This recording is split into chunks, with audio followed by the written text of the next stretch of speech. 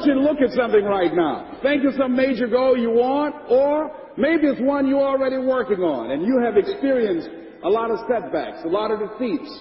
You've experienced a lot of disappointment. Maybe you've already given up.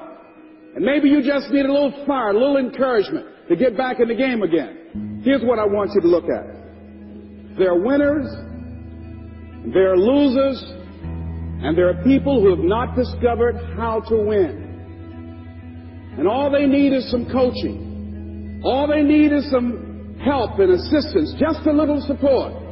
All they need is some insight or a different strategy or plan of action to make some adjustments that will open up the key to a whole new future for them, that will give them access to the unlimited power that they have within themselves. That's all that they need.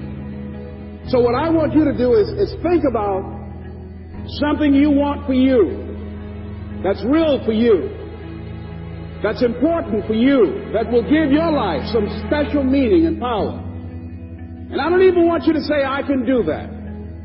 I don't want you to assume that. See, 5 years ago, when I started out in this area, I would not have been able to make the mental leap that I would be up to where I am right now. I don't want you to begin to just psych yourself out. No. I want you to be able to say something to yourself that will enable you to maintain a level of integrity with yourself. That when you say this, even when you face tremendous setbacks, it will be a benchmark to keep you in the game, to keep you moving forward and experimenting and readjusting your strategy and your plan of action, continuously looking for ways to win. So what is that something? When you got an idea, you want to move on. You might not have the money. You might not have the education. You might not have the support or the resources you need. What is that something that can keep us going, that will enable us to act on our dream? What's one of those keys that will begin to help us to discover the secrets to our dream? Here's what I want you to repeat after me, please, with power and conviction. Say, it's possible. That's all I want you to do when you look at your dream. Just say to yourself every day, it's possible. Just say that every day to yourself, it's possible. Because what does that do? See, it begins to change your belief system. See, the way in which we operate, ladies and gentlemen, it's a manifestation of what we believe, what's possible for us. Whatever you've done up to this point, all that it really is a duplication, it's a reproduction of what you believe subconsciously that you deserve and what's possible for your life. Most people operate out of their personal history, out of their memory, things they've done, things they've experienced, things they've seen, things that they have observed. What I'm suggesting that you operate out of a larger vision of yourself. I want you to see yourself doing what you want to do, experiencing what you want to experience, having what you want to have, doing what it is that gives your life some meaning and value. Operate out of your imagination, not your memory.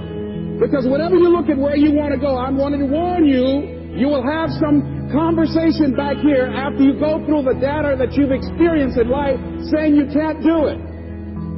And so what you want to begin to do is ignore that inner conversation. Well, most people, ladies and gentlemen, when something happens to them, what they do is they begin to believe that that's the way it is.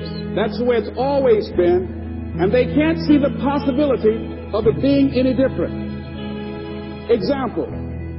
Before April 1954, the common belief, the universal belief, because it had been tried again and again and again and people had failed, the belief was that man was not physically capable of breaking the 4-minute barrier, that he could not run a mile in less than 4 minutes. That was the belief on the planet. It had never been done. But here's what happened, ladies and gentlemen. Roger Bannister came along, and he broke the 4-minute barrier. Now, here's what's significant about that.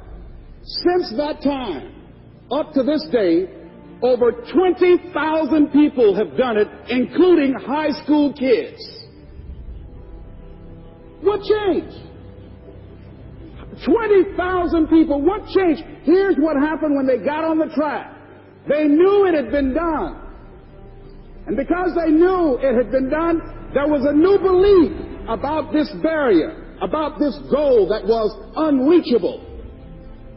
And those 20,000 people got in a race believing, knowing in their heart that someone had done it, that it's possible, that they could do it. And I'm saying that if you know anybody that had some goal, some dream, something they wanted to do, and they did it, then I'm saying that you know in your heart that if someone has done it, then you can do it. It's possible. And that if someone can make their dream become a reality, that it's possible that you can make your dream become reality. And so as you begin to look at where you want to go, beginning to embrace that, it's possible. I'm blessed and highly favored. I've got a lot going for me. I've got some good stuff in me. And it's possible that I can bring my greatness out here in the universe. That I can do what I want to do. It's possible I can write my own book. I can have my own business. I can take the trip and travel around the world. It's possible. I can bounce back from adversity and reinvent my life. It's possible. Regardless of where I am, that things can get better for me. It's possible. I'm thinking about two men right here in Chicago who were fairly successful, similar background, educated. They worked for a corporation for many years, and they were among many people that were laid off. Two guys who were very good friends. One went out looking for a job for several weeks along with the other one, and they faced disappointment and rejection again and again and again. They couldn't find any work, which is the story of many people across this country. One guy stopped. He became discouraged. He stopped going. He stayed home looking at television, became very argumentative and toxic with his wife, drinking beer, getting on the phone, talking to his other negative, unemployed friends. And he just gave up. The other guy kept looking for a job everywhere he could go. Every time he could get an opportunity. Kept asking people, networking, checking the newspapers every day.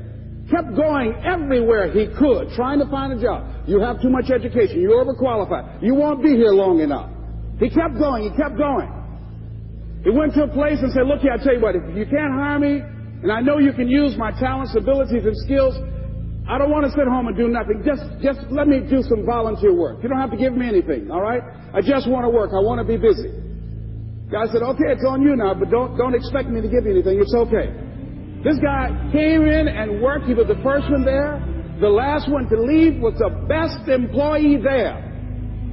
About 4 weeks later, one of the top managers quit.